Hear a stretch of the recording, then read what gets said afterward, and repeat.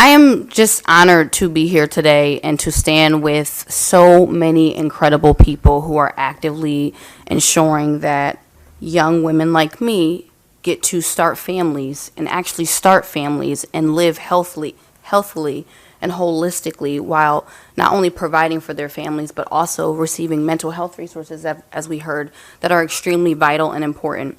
I know you have heard some of the statistics and even stories, and I just want to thank my colleague, Representative Belton, whose courageous story I believe is going to change nations of young women and really reshape us and give us the language in which we can go and advocate for ourselves. So I really just want to speak a little bit on behalf of the next generation. I was in a room of young women between the ages of 18 and 35, and as we spoke about starting families, there was an overwhelming joy that was overshadowed by a conversation, an atmosphere of fear. And what it turned out to be is young women are afraid to have children because they do not believe that they will survive it to raise them.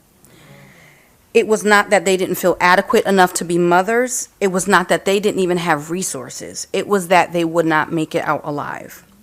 We should not fear giving birth, nor should we be limited by access to healthy birthing options in homes, birthing centers, and communities surrounded medical spaces, as our dear sister Brittany said. My grandmother spoke about how her mother gave birth to her in a home, and all of her siblings following after. And the statistics of the generations before us giving birth in homes were far more healthy and sustainable than when the medical industry completely eradicated and dismantled our home giving birth situations. And how will we improve these stats for me? 44 black women die per 100,000 live births versus 17 white women.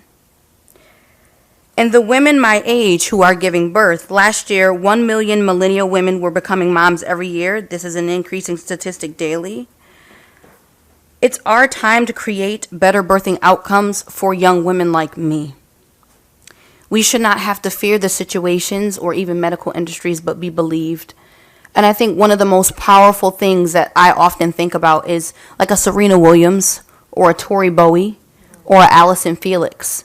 So this tells us that it doesn't matter the car you drive or your socioeconomic background or even your college degree.